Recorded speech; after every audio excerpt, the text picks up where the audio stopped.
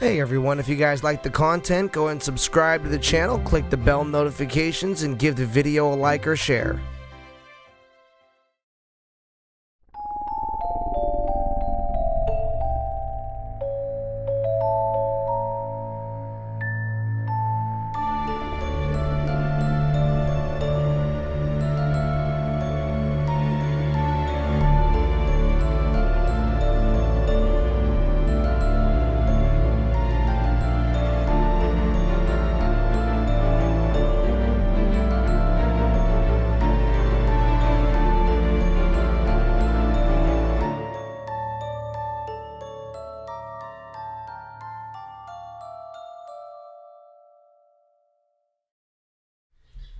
All right, you guys, welcome to the listening room. My name is Eddie Booz. I'm your host, and today with me, my special guest, Mr. U.L Harper, all the way from Puyallup, Washington. Did I say that right? Yeah, I was in Puyallup. I'm in Tacoma now, actually. Oh, you're in Tacoma now? Yeah, I rock Tacoma. They make songs about this place. None of them are good. I love that. Okay, cool, man. So, dude, I got you on today. We're going to talk about some of your books. We're going to talk about some of your writing and some other stuff as well. But first things first, I always like to do a little bit of gratitude before we start with anything. I like to start the show off with a little bit of gratitude. So today, I am so happy and grateful that I have got to experience, and I know I'll get to experience more amazing literary works. I figured I'd keep my gratitude right in line with what we're doing today. So I've gotten to experience some incredible books throughout my life, and I look forward to experiencing a bunch more incredible books. And some notable authors I'd like to throw a shout out to are Clive Barker. He was dude, yeah, he was an author that you got me into, Arnold, and dude, like, so good. Like, I read Weave World was the first one I read, and then I read the Books of Blood and a couple other things, but Clive Barker's just an absolute brilliant literary mind. If you guys haven't read any Clive Barker's books, go check them out. They're fantastic. And I was always a big Stephen King fan as well growing up, and Dean Koontz as well. I was always into thriller, horror, things like that. But yeah, so I'm today I'm happy and grateful that I've gotten the opportunity, and then I know we'll get more opportunity to go ahead and check out some other amazing literary works as well. So Arnold, why don't you go ahead and tell us something you're grateful for today? You know what? I'm just grateful for my daughter. I love it. It's craziness. I think last time I was in your area, I didn't have a kid, and now I'm all, dude. Every day, people talk about the importance of not gratuity. What's the word I'm looking for? Gratitude. Is it gratuity? Gratitude. Not gratuity, gratitude. And I'm all, every day, I always wake up after she does. She'll come into my room, Daddy, wake up. Wake up, Daddy, wake up. I'm like, girl, I'm awake. She's like, no. Wake up. I'm like, look at my eyes. And she's like, wake up. And I'm like, I love this shit. I love this shit. That's awesome, dude. But let me go into what you're saying with Barker. This is what's crazy. My first book was Weave World. I dived into Books of Blood because why not? Dude, you know what seriously. And I'm like, this is out of control. I just went right on down the list, and I'm all, oh my god, like you're allowed to do this? This is out of control, man. This is just out of control. So Barker was huge. Was huge for me. Now I'm starting to finally understand what I like in just reading. Dude, historical fantasy horror is where it's historical fantasy horror. So give me an example. So I went to I picked up some Alice Hoffman. Okay. I walked into a Barnes and Noble, and I'm a book snob now. I just thumb my nose at paperback. So I'm looking for like sick looking hardbacks that have like that sort of thing. They got to look away and feel a certain way. I got to be like, yeah. Otherwise, I'm like, I might as well be walking around the store with like a little glass of wine. Yeah, I know. This is what I'm doing. When I pick up the Virginia Hoffman, Slim. I read the first. No. I pick up the Hoffman. I read the first line, and my very first thought was, I like held it down. I looked around, like no one's fucking seeing this shit. How is this even here? One line. I bring it back home. I start reading it. World War II. Okay. It has a map. It has a map to begin, like a fantasy Sure. novel, but it's World War II. Mom, daughter trying to get out of Poland. If I remember correctly, Poland, and they had to help them escape. They make a golem. It is just wicked cool, and I'm like, dude, fantasy historical. Fuck yes, Okay. I can get fuck down yes. with it. And so, and I recognize another book that I just loved reading right now, actually for school, is exactly that. Is fantasy historical with mixtures of horror to it. And I'm like, this is great, man. And I recognize that's exactly what I'm writing right now. It's Really? all historical. Oh yeah, yeah, historical fantasy with like sprinkling some like what the fuck, the horror piece. I'm like, that is amazing. I I love told. that. I I totally love dig that. it, dude. I totally dig it. I'm gonna have to get into it. Do me a favor and give me a quick suggestion of a book I should jump into that might be good for a first read as far as that genre goes. Hey man, it's called In Darkness, which is interesting. I love it, dude. Okay, cool. So, It's called Mine is in Blackness, but this is In Darkness, and it's by Nick Lake, and it's historic. Do you know Nick Lake? no, no, but I'm gonna check it out. Oh, anyway, just like you did. I was Hey, saying what's up because everybody's saying what's up on the chat. What's up? What's up, oh, Ray, oh, Maya, Ashley? Everyone else was in here tonight. Anyway, let continue. me let me get Continue. back to it. Ray, Ashley, okay, okay. All right, check it. Hey, I kid you not, son. This dude, Toussaint, freed slaves in Haiti. True story. But this guy goes in historical with it, and then fictionalizes that same situation, and you just gobbled it up like it's like a pancakes or eggs. You just like Cool. straight literary In breakfast. darkness, I dig it. Yeah, I yeah, yeah. It's under YA for some reason, but whatever. That's awesome, dude. That's awesome. Let's check in with Daisy real quick. See what she thinks about that.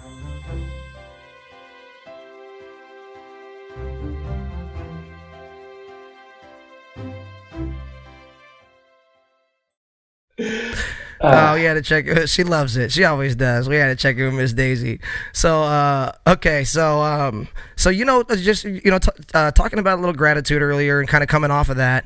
I always like to say that it's good to stay active in your own mental and emotional health. And one of the best ways I find to do that by staying active in your mental and emotional health is to actually acknowledge and celebrate the things that you're grateful for as much as possible. I find that that's one of the best ways to kind of keep yourself active, like I said, in your mental and emotional health, and keep yourself positive and kind of, like I said, just kind of keep yourself consciously, on the path of that gratitude, of that love, of that abundance and that success. So anyway, so let's get into our song today. We're gonna do our song today is something I wrote in 2009. It's called The Watchers. I did all the instruments to this tune. Let's go ahead and take a quick listen to The Watchers.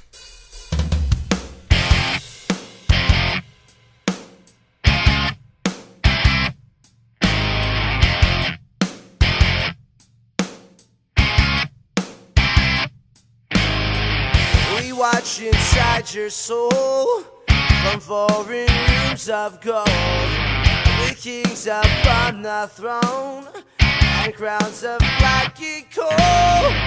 We watch inside the doors of ruin that you are, from land you dream of, the silence of the dark, losing touch of sounds and war.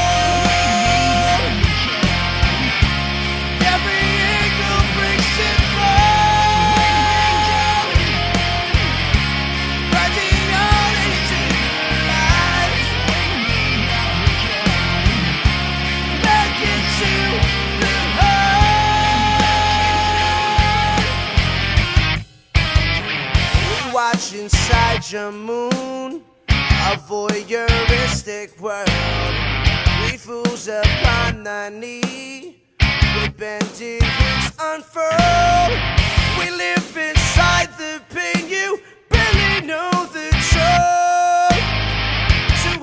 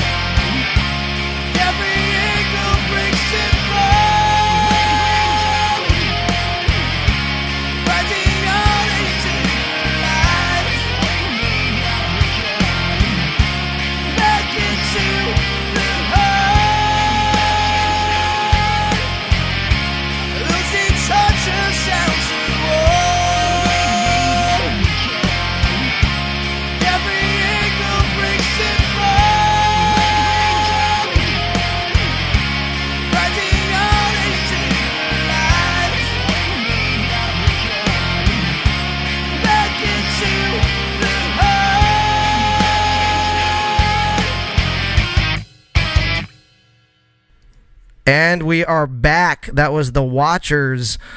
I gotta put that album together. So the last couple shows that I've done, I played you guys A Different Crime and Play the Game, and then another one, I can't remember the exact name of it, Run We Will, I think, and then this one, and they're all kind of in the same genre. I wrote them all around 2009, and I'm gonna pop those in.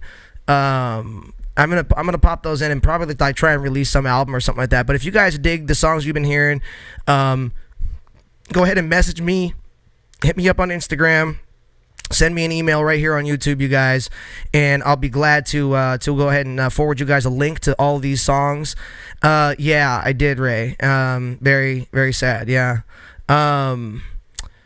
So yeah, Ray actually told me that Chuck Norris passed away actually today. So that's a real big tragedy. I'm really sorry to hear that. He was a big inspiration to me growing up, especially as a martial artist. So. Dude, he's recovering. Funny. All right. So I'm gonna actually have to like go back like when we're done with this show and actually like cut that out now. Thanks, fucking Ray. All right, so that's awesome. That's awesome. Dude, I didn't read any of it. I didn't read it. I just saw the dude. You woke me up with that shit, dude. Like I'm not gonna wait. I'm not gonna open that at fucking 8:30 in the morning and read that article. Like, are you kidding me? Like I saw the article. I fucking okay, yeah. I'm like that sucks, you know. Like, but I'm not gonna. You're a fucking asshole, Ray. All right, so let's go ahead and get to Arnold's stuff. All right, my dude. Let's do this. All right, so you are a writer. You're an author. You have some awesome books out too, dude. I love the In Blackness stuff. I've read the first two. Anxiously awaiting the third. And I know you just recently wrote something called The Secret Deaths of Arthur Lowe. Can you tell me a little bit about kind of the plot to that, if that's possible? Yeah, it's possible. Very simple, complex plot. Very simply complex. At the core of it is just some guy who his wife dies and he wants to bring her back to life. That's all. That's really what it is. And it's all the consequences that happen to come with that. And we just mention I just talk about his history. Like, how did he get to that? How did him and his wife get to that point? And it's a really, really, really fucking weird story, man. It's really, it's wild. Okay, so where can people find and read this exact story? Wherever books are sold. Like, really? Like wherever. Yeah. There's not a bookstore on the planet, I don't think, that can't just either order it or just like whichever. But most people are familiar with Amazon. Just go to Amazon, go to Barnes & Noble, wherever you see. Cool. You'll be like, oh, there it is. I love it. I love it. So do I. That's awesome, dude. That's super cool, dude. Okay, so as an author, you know, I have questions about this because I'm a songwriter, you know, and I have other creative, you know, creative instincts, you know. But when I read your stuff, it actually inspired me to write my own novel, you know, which I'm halfway through and haven't really worked on for a while. You actually read some of, but where did that start for you? You know, where did being an author start for you? Like, where did like the need or the even want to like write? Where did that all come in for you? Like, to play?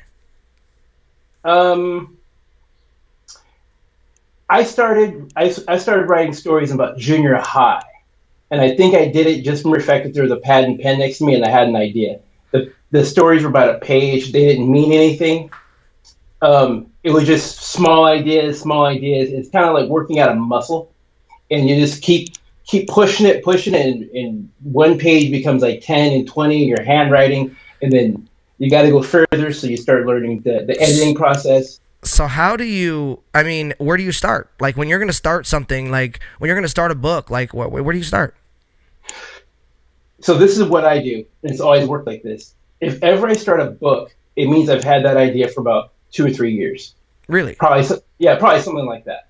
Example, when I did In Blackness, that idea was probably there for about 2, 3, 4 years. And it's a whole big thing of that might be a story, but it's really a concept. Now, did you develop it in your head before you even put it to paper at all, or did you have the kind of a basic idea and start writing, and then it kind of developed itself as you wrote? Interesting question. So I knew that was going to be a coming of age novel. It was a coming of age story of young Dustin searching for his mother. That's what it was. And what had happened was, instead of pulling the caption and right ending, I sprinkled in some foreshadowing, and I'm like, everyone gets wiped out. Everyone freaking gets wiped out. Aliens take over the planet, and that's just what I did, and it was wild. I went to some beta readers, and they're like, dude, this is a crazy horror novel. I'm like, is it a horror novel? Is it? And then I went back and drafted and made it a horror novel. Interesting. So it was a literary novel. Example, there's 3 main characters. It was 1, and I split them up. I split him up into the other 2. And okay. Did the story. So did the stories that way. So you imagine the original Dustin was religious and had all of Celine and all the other characters' qualities, and I just split them up. Interesting. After it turned into a horror novel, I'm like, leave him there, leave that story with his dad who beats him. Sure, yeah. Which is where it starts. I was like, well, wait, how are we going to do this? And I added and added and added and added, and then I shrank it. That was I loved In Blackness. I thought that was a great book, and I loved the reinvention of man as well. And like I said, I'm really looking forward to reading the third one. Let's go ahead and take a quick look at your website here. Hey Arnold, Ray asks if this is also available as an audiobook. No. It's a really good question, and I think Ray's he makes a good point there. You know, I have the capabilities to knock that out for you. You know, and I'll do it in whatever accent you want me to. Yeah. If you wanna navigate that, we could talk about that. I think it's a good idea, dude. But if we get to it in conversation, there's a philosophical thing of why I haven't done an audiobook yet. Oh, why is that? Well, but I will. I will be doing audiobooks, but I haven't done it yet because I've always just hated audiobooks. Always hated them. Here's why. When I read, nobody else is talking about me. It's talking about me. When I read, I have my own inner wording, like how I think things are. With the audiobooks, it's somebody else's, and I'm always bouncing against them. I'm always knocking against them. I'm like, dude, quiet. It's like, you need to be quiet. Why don't I just read it for myself? Like, that's what winds up happening. So interesting. I've never done an audiobook because I want the reader to hear my voice, not the interpretation of who's reading it. Gotcha. And that's like, so someone says, well, why don't you just read it? I'm like, I have this list, and I'm like spitting at the microphone all day, and I can't like just spit at the readers. You know, that's like my own personal thing. But I will be doing audiobooks because I'm trying to let that go. You know what I'm saying? Sure. I'm trying to let that go a little bit. But realistically, that's really what I think. I've heard people say they read it in audio. I'm like, no, you listened to it in an audio. Right. You don't listen. You don't read with your ears, bro. That's just how it is. It does something different to me. I'm just kind of recognizing it, but that's why. But in the near future, there will be audiobooks. Awesome. And, dude, that's... well, hey, dude, I'm looking forward to... like I said, you know, hearing some stuff in the future too if you end up knocking that out. But definitely reading some of those books that you're coming out with, dude. I got to get the third In Blackness, bro. Like, I don't know what I got to do to like light a fire under your ass to write that book, but write it. Like, you said you were halfway through and some stuff before there were some things that happened that kind of threw you off. Yeah, man. I know. Yeah, like, man. Yeah, man. We talked about this a little bit, but hey, so. Hey, Annihilation came out, right? And I watched the movie. I'm like, oh, that's a really good movie. Problem, let me read this book because this is my story exactly. Like it was the third story. It was book 3, yeah. It was book 3. And I think Annihilation is like book 3 of that series. You're as well. Kidding? So I'm like, no, I'm not. I'm like, dude, this is just fucked up. So I had it takes place in the future, and this character was being drawn to that place, and she was going to be with whomever else, and basically, the actual place assimilates to its surroundings. That's like what it does. That's like the point. Sure. So I'm all, well, I can't just do that. So I had to revise the approach. I switched things up and kind of gathered additional emotional content. Gotcha. In that direction.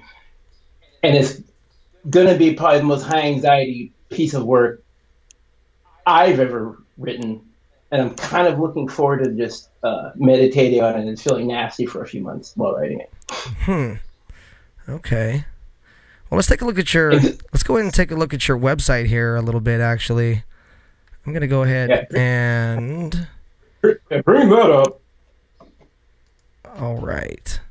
So let's go ahead and take a look at your website here. And so this is the cover for The Secret Deaths of Arthur Lowe. Is that correct?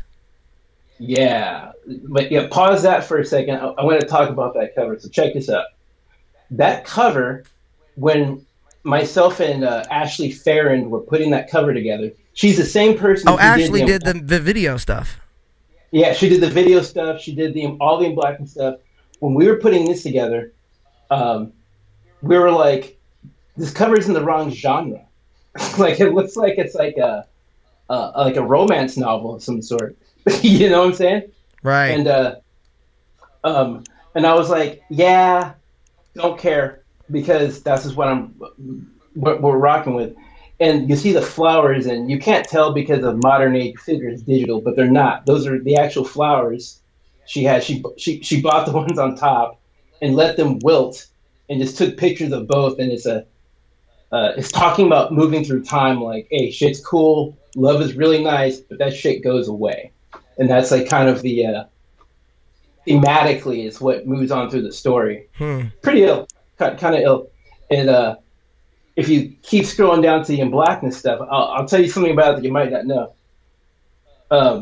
Both covers, maybe not the first one, definitely the second one, that's actual charcoal that she did. Oh, you're kidding. Like that. Yeah, like the glow around them is eraser. Like she erased around it and shit. That's cool. So these are OG charcoal drawings. And it's kind of, it's artwork. And it's actually, the artwork is part of the collage that goes with the video, you know what I'm saying? Right. This is some of the art that came out of it. Dig it. It's like part of this, like if we're at an art show, it'd be all in the same pieces of art, you know what I'm saying? Dude, let me ask you, okay, so why don't you tell the audience, because they don't know, we talked about a little bit about The Secret Deaths of Arthur Lowe. Why don't you explain a little bit about what the In Blackness series kind of entails and encompasses? Am I allowed to give spoilers or no? If you want to give spoilers, it's your book. I mean, all right, yeah, I never care about spoilers. I'm like, I'll spoil everything. I'm not concerned. Well, don't spoil too much. I'm sure I want some of the people out there who are readers to, if they want to read the book, I don't want them to be too spoiled. So tell us enough, but don't spoil all of it. All right, fair enough. So, what In Blackness actually is about it winds up actually being a horror concept when all is said and done, regardless of how I started the concept. It winds up being a horror concept. The whole idea is our protagonists, our good guys, are essentially being led. The end result is to be in a human abattoir and be annihilated. That's the whole point of everything that's happening there. And In Blackness being the theme is humans taste best when they're slaughtered in blackness. Right. That's the core. That's the core idea. Okay. Whatever happens with the fear, it sits best. So put you in the dark, turn on the lights. You're really scared. Yeah, let's do it now. That's like the idea. Dude, the very first time, okay, so there's a part towards the end of the first book where you get to experience what is actually happening. Like, you kind of tell it from first person of the character that's actually experiencing it, that's in the room when all the deaths start happening, and it's so extremely intense and unlike anything I've ever read before. And I absolutely loved it. When I was reading that, I was very intrigued. I was like, wow, this is super original. I totally dig it. It's a mass alien invasion story, but it's told through the eyes of 3 adolescents. Yeah, so it's a mass alien invasion story, but not approached like that. So I remember one of the comments you gave me originally was, like, in the beginning, it wasn't what you thought it was. It moved differently. Yeah. And you're like, it just doesn't move like that. You don't know it's a mass alien invasion story until around then. Right. Until around then. Yes, because you see all these people doing things. These people in suits and things like that are working and that are doing specific things, and then you don't really understand exactly the extent of what's going on until you get to experience, like I said, the fear when those people get put in blackness, like. Yeah. So for the audience, this isn't even giving away the story; it's just a scene. But people are herded into a repurposed library, and the doors are from the floor to the ceiling.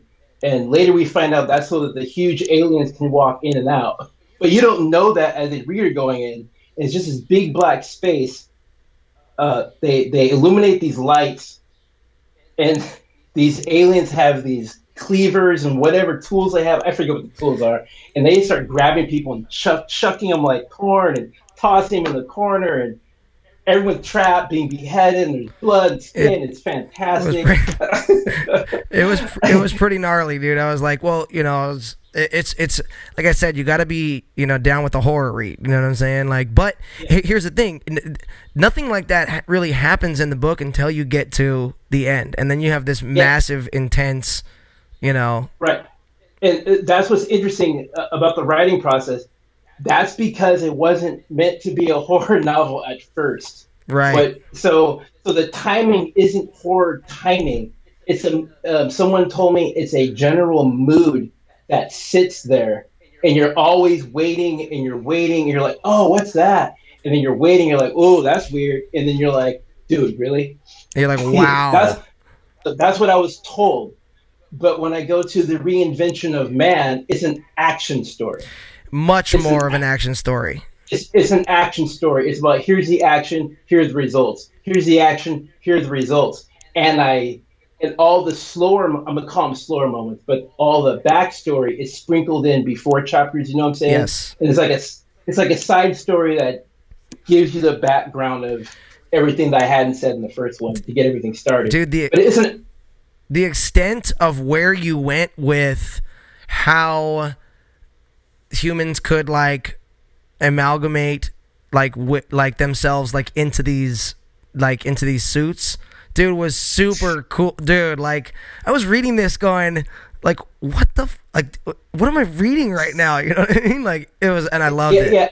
I'll be honest, I hadn't read the reinvention. I hadn't even thought about it till we were talking about doing this, and I was in my basement doing laundry, and I was like, what happened in that story? And I thought about something that you just brought up. I'm like, that's so fucking wild. Dude, man. Super cool, bro. Very cool elements to the story writing. I totally dig your writing. I'm so glad I can have you on and show some of your stuff. Let's talk a little bit about The Flesh Statue. So this was your first novel, correct?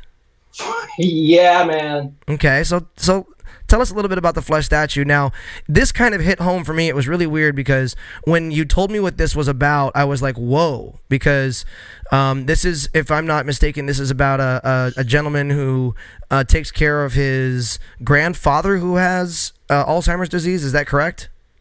Yeah, man. So that hit home with me because for 11 years, I took care of my grandmother who had Alzheimer's disease, and seeing the progression of that disease was a very intense, experience, and then when you told me about this story, I was just kind of like, whoa. In fact, can be completely honest with you, I haven't read it yet only because it was a little too close to home at the time, and, I'll be honest, man, this will probably always be my favorite story and the hardest to read because it's really close to the vest. And it's an interesting story how it came about. When you're trying to write your first novel, you don't really know. there's some things you just haven't done yet in storytelling, so you just pull directly from yourself. This is what you do. Right. And so there's a point in time where my family, we got a break on our rent or mortgage. I want to say rent, if we took care of a family member who had Alzheimer's. And it took me a little while to figure that's what the case was. I was like, who is this person? And I'm like, oh, is that Aunt Mimi? Really? I didn't recognize her, but that process of taking care of her, absolutely insane, absolutely intense. And I didn't know anything about it, but all those events were so specific. I added that in. So I took my aunt who had the Alzheimer's and combined my granddad, who I just miss him a lot. I bet. That's it. I just miss him a lot. I understand, brother. I combine those two to make the emotional backdrop of that piece.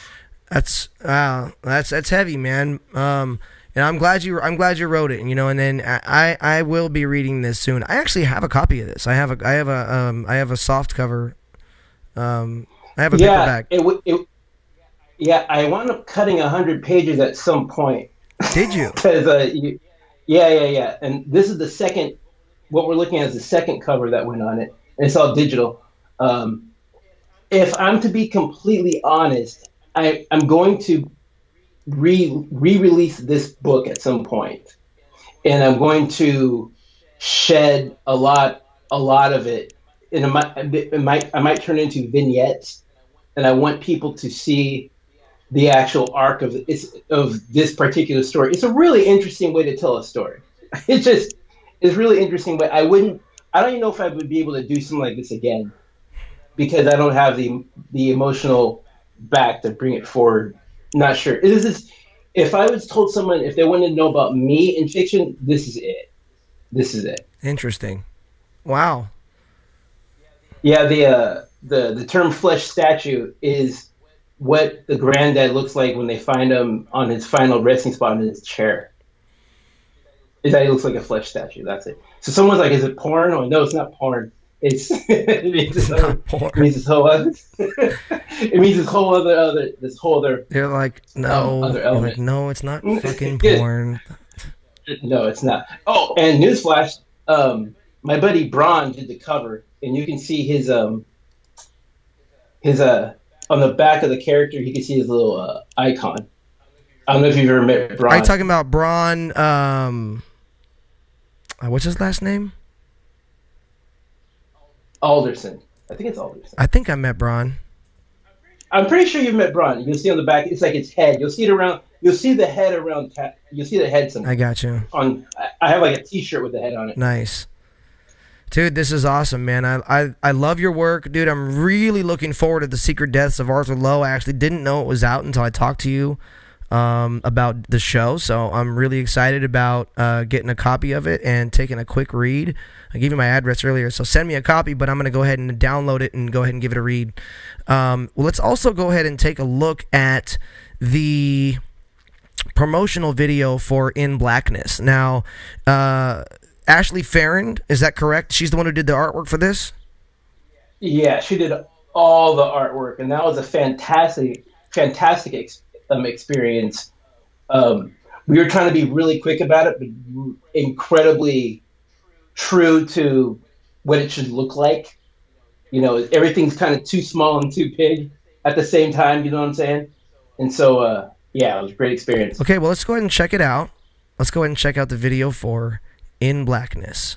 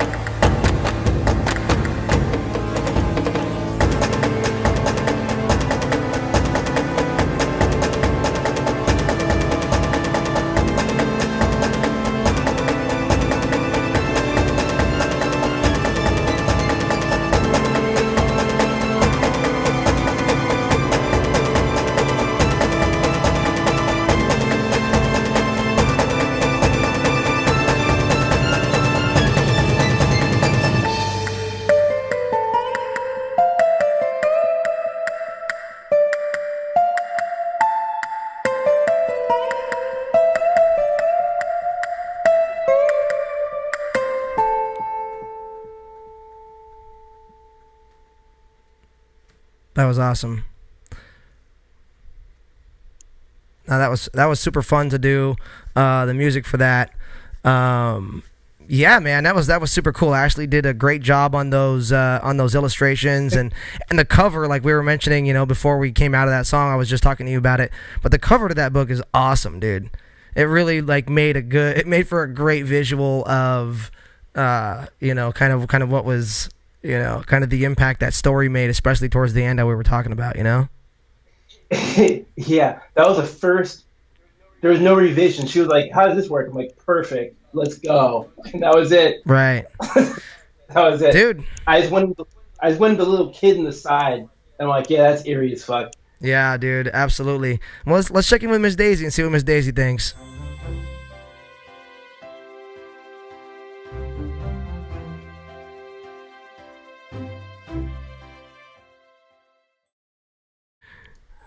She loved it. She always does, like I said.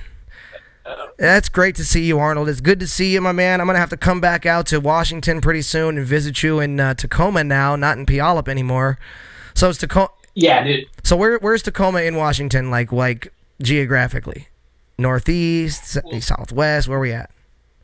I'm going to put everything in coherence to Seattle, because everybody knows Seattle. I don't know where. Just pretend like I don't know where Seattle is. Like, what quadrant of the state is Tacoma in?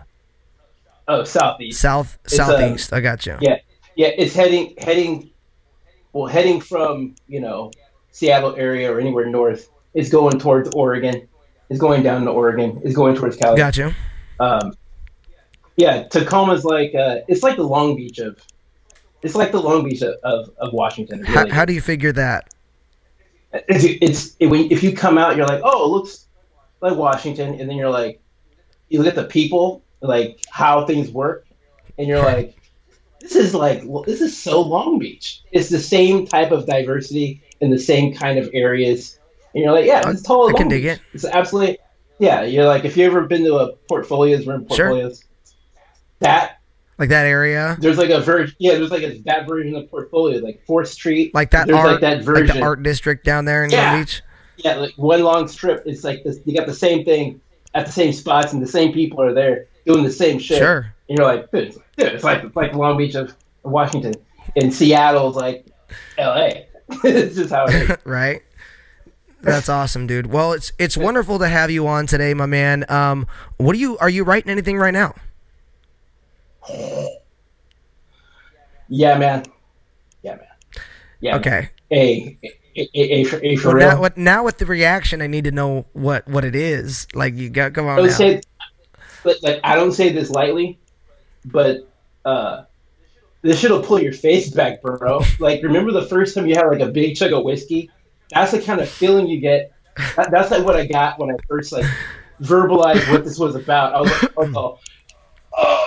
oh, woo, and it was one of those fucking things.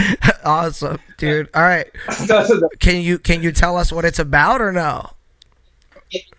I'm only like 50,000+ words in. That's a lot. I mean, what are you aiming for? I like 75. Okay, you're almost there. Yeah. Yeah, I'm almost there. Okay, so here's the trick. So main character, artist, she comes home from college.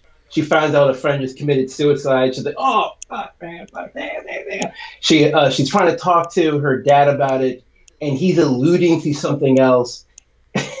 And then she realizes she's made of clay. Her clay totally goes hard, and she goes into another world. And in that world, everyone there has either committed suicide or been murdered. That's who ghosts are.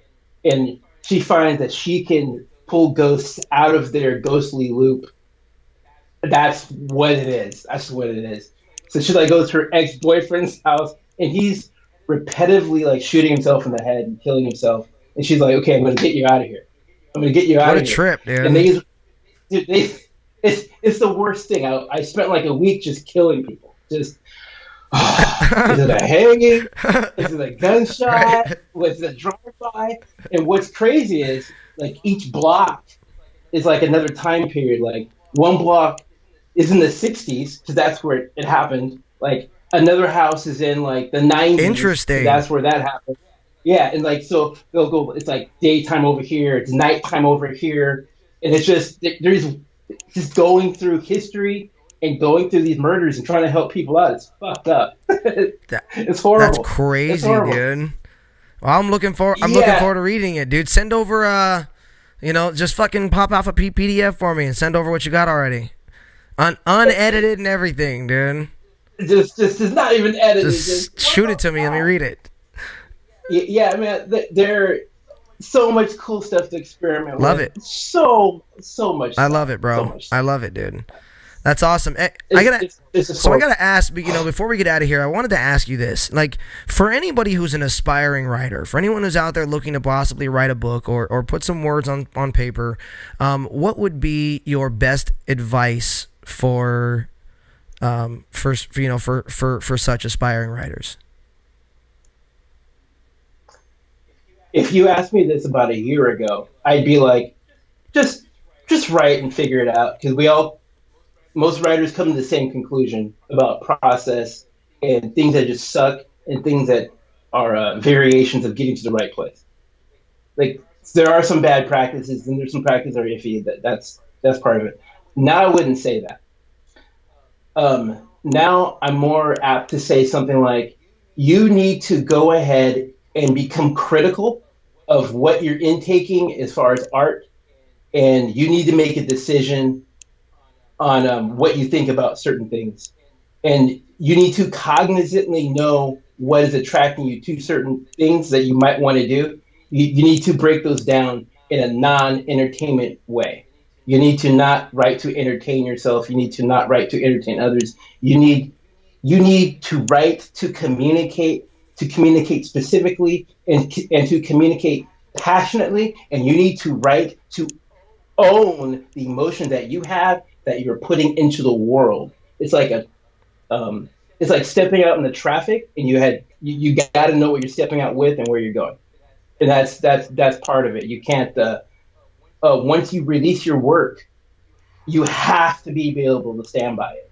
You need to be able to do that because people are going to knock you down. You have to be like, that's fine. I am secure. I, I am just really. I've been through it. I filtered it. I've gone through it. I've talked to people. I know exactly what this is. And it's not on accident. This is Sure. purposeful, and I can do this shit. That's important. I love it. That's what someone needs to go with. My opinion. Awesome. So right on. So any of you aspiring writers out there, take a listen to what Arnold has to say, you guys. And yeah, absolutely. And I can attest you're very good at what you do. And you put a lot of care into what you do. So you've when I first got into education, Arnold was my very first boss. That's how we met. He was my very first boss when I worked with kids in after school programming, and we ended up starting our own after school program together, and had a lot of fun, developing some curriculum and doing a bunch of stuff and working together for a lot of years, and then we just became good friends and hung out a lot. And I'm looking forward to seeing you again, bud. I'm looking forward to coming up to Tacoma, meeting your daughter. Seeing you guys again, and I can't wait to do that, man. So Should be a blast. absolutely, it's been wonderful having you on the show today. It really has, man. I always appreciate having somebody on with some good skill. You know what I'm saying? Like, I like to showcase art in all its forms. We've had on some great filmmakers before. You're our first author that we've had on the show, and I'm stoked to have you. And So I'm the one and only. you're the one and only author we've had so far, my man. You're damn right. Yeah. You're damn right. And the rest of the week we got a bunch of really awesome guests. Tomorrow we have Mr. Kyle Romero from the Mind Tasting Podcast. And on Wednesday, we'll have Mr. Zachary Zellner, amazing drummer from Hollywood, California. On Thursday, we'll have Mr. Tim Cruz, film director and producer, all-around amazing filmmaker. And on Friday, we'll have musical guest Mr. Kevin Cablo, Klepto K, in the house doing the damn thing with the Loop Station. He's a Loop Station genius, and he's going to be doing some amazing stuff for us on Friday.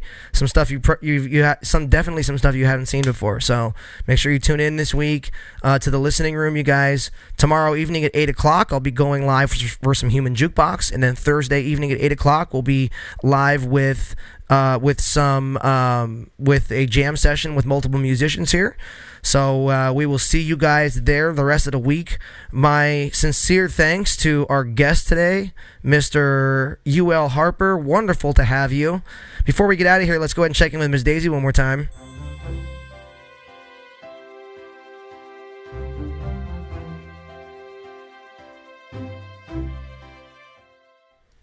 All right, you guys have been awesome today. Thank you all. Love you all. I'll see you guys tomorrow night on the listening room. Have a wonderful evening, you guys.